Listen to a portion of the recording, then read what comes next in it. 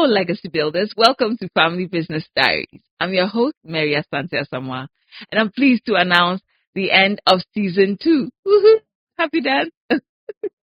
All right, so this season has been very exciting. I mean, we've been to universities, we've been to the streets, we've sat at the feet of founders and next gens, and if you haven't watched any of the episodes, please go back and watch because it's been inspiring.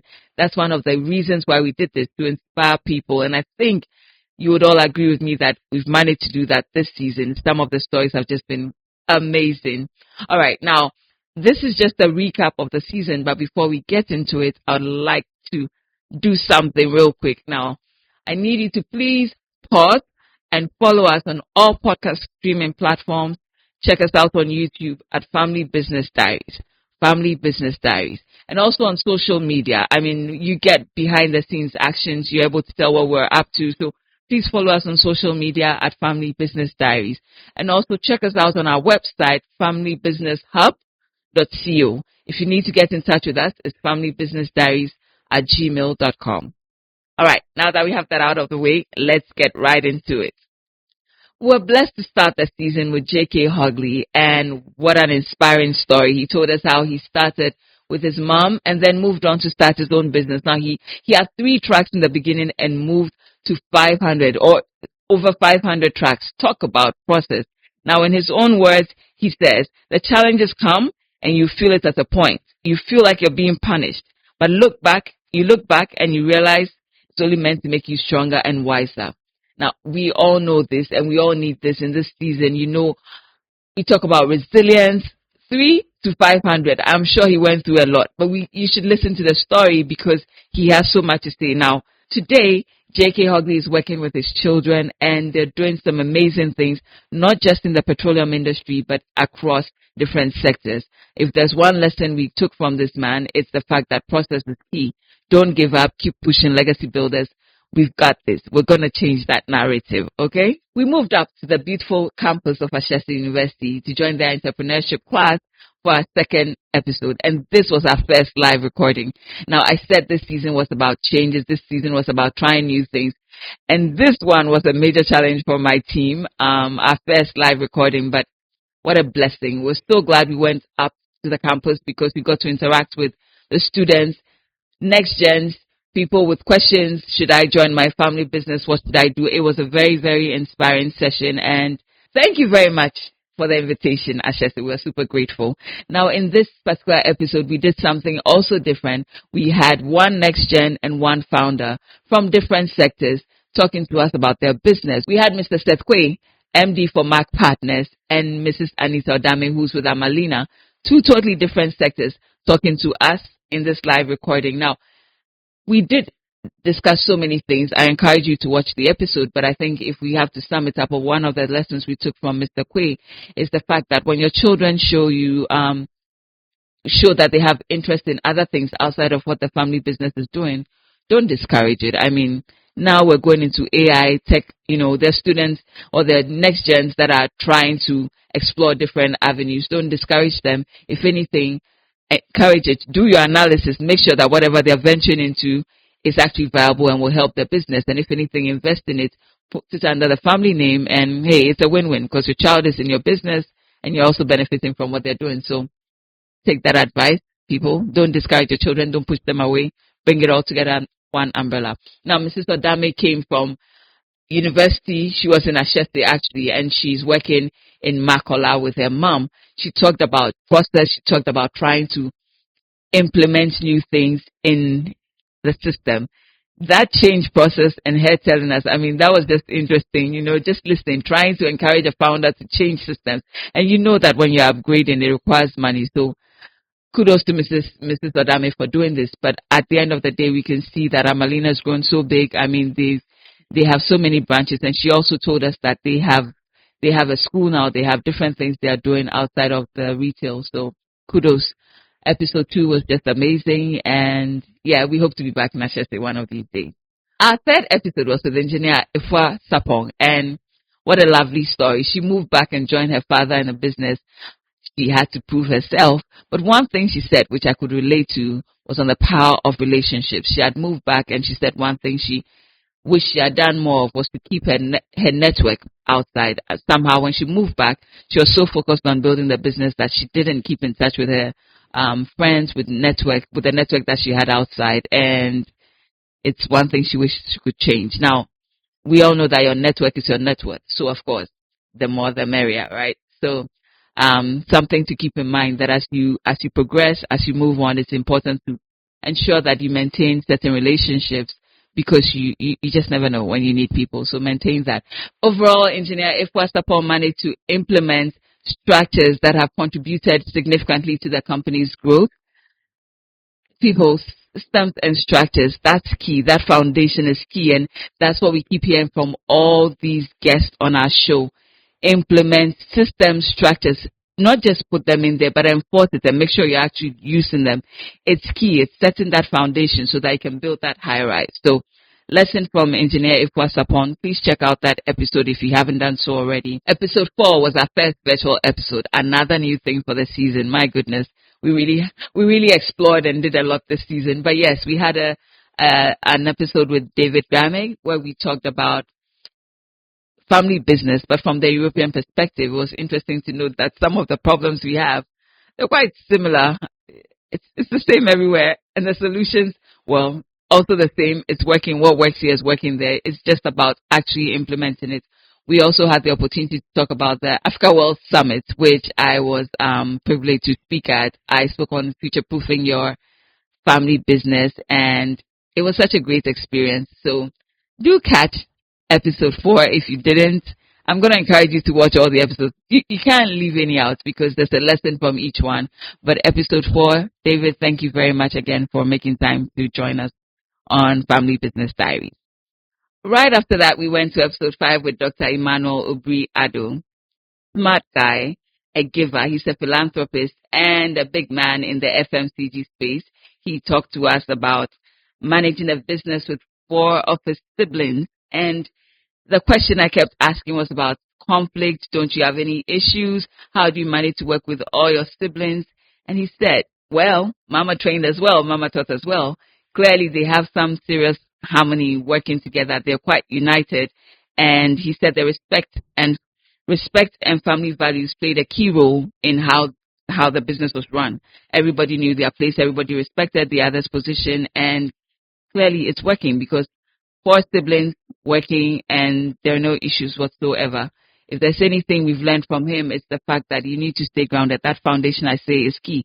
But one of the key things is family values. If you remember in season 1, when I interviewed my father, he also talked about that there are certain things you instill in your children and they don't even realize it, but 30 years later, 40 years later, it's still playing out. And those are the things that, sort of influence their day-to-day activities and how they behave. So please, founders, ensure that you instill certain behaviors into your children right from childhood to ensure that when you have them in your businesses, you are not now saying, this is the family values, this is the culture, this is what we want. It's in there, and it shows. You can't hide it. So please, family values, respect, key things to make note of if you're trying to build a legacy business.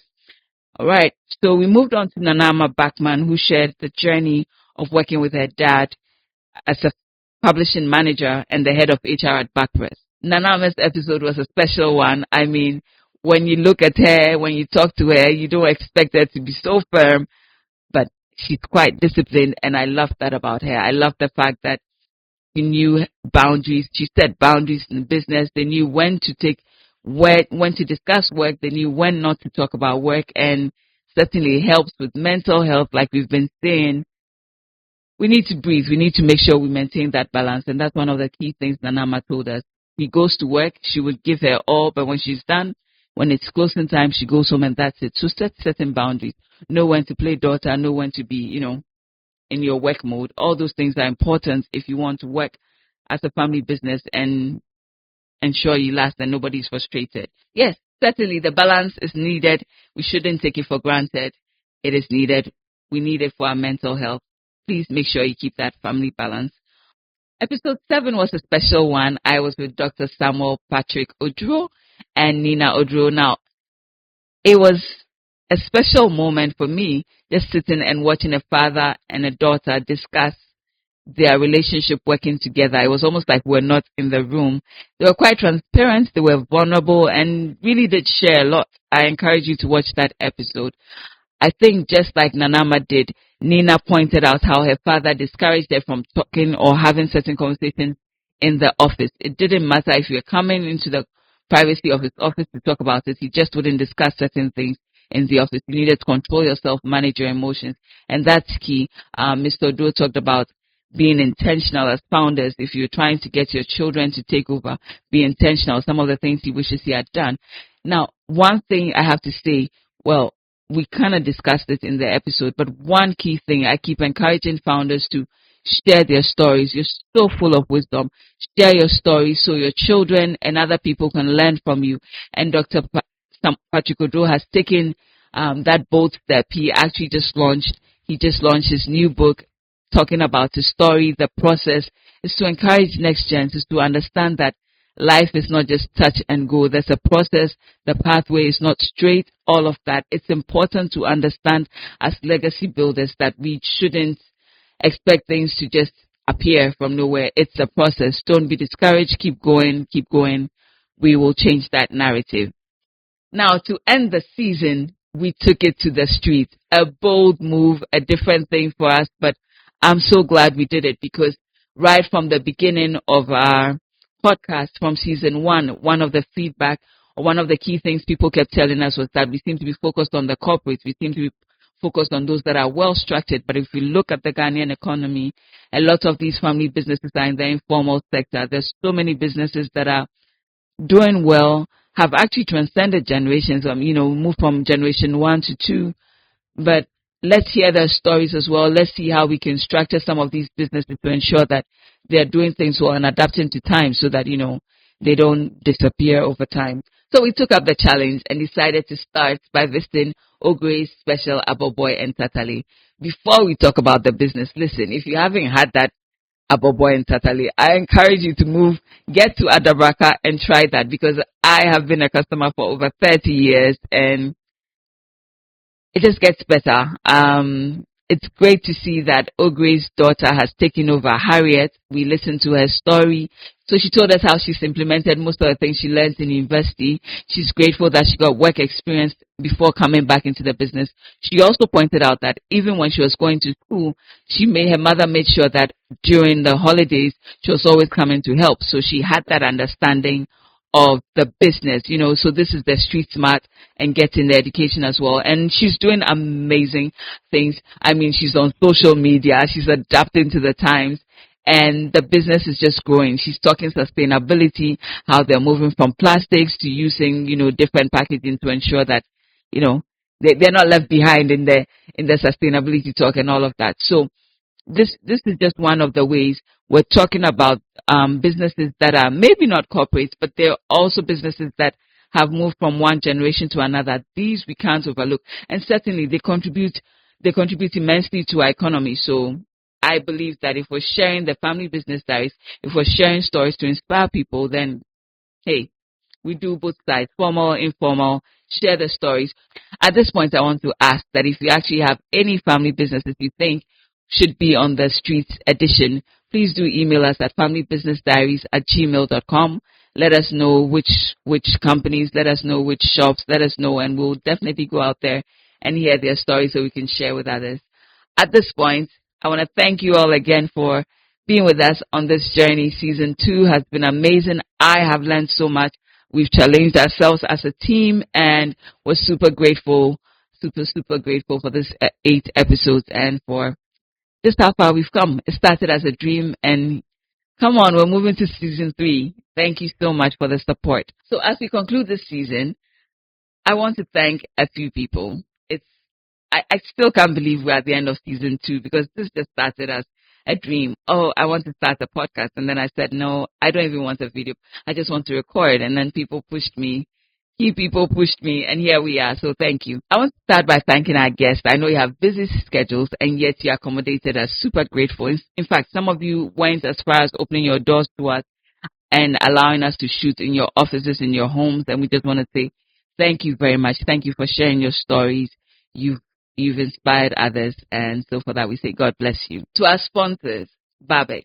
Thank you so much for supporting us this season. I mean, to have passion and support with personal funds can only go so far. And thank you for actually stepping in and supporting to get the season out.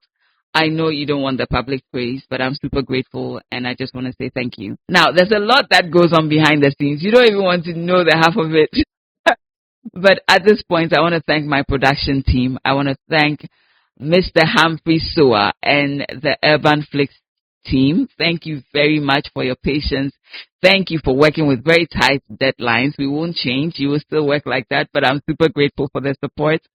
Thank you to our producer, Jacqueline Johnson Quay.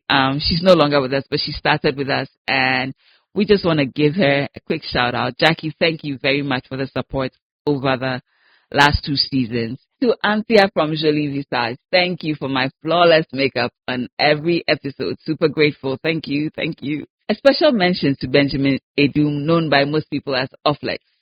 Offlex, thank you very much for being our brand consultant and a soundboard. We're grateful to you. To my family, thank you very much, each and every one of you. Benjamin, my husband, thank you. Each child will want their name mentioned, so thank you, Inshira. Thank you, Fee. Thank you, Papa. Thank you to my parents, my siblings for babysitting when I have to do this. Super grateful to all of you. Thank you for your support. And to our audience, none of this matters if you don't show up, if you don't watch the episodes, if you don't give us feedback. Thank you very much for being with us for 2 seasons, and we're sure we're going up, up, up. And so thank you for being on this journey with us. Super grateful. Together we will change the narrative. Together we will change the statistics. Together we will build legacy businesses that will transcend generations. As we wrap up, I want to encourage you once again, do subscribe to our YouTube channel, Family Business Diaries. Follow us on all podcast streaming platforms at Family Business Diaries. Follow us on social media for behind the scenes actions, Family Business Diaries. Make sure you follow us and subscribe, and do stay tuned because season 3 will be starting very soon. We'll send you the dates, and yeah, see you soon. Bye.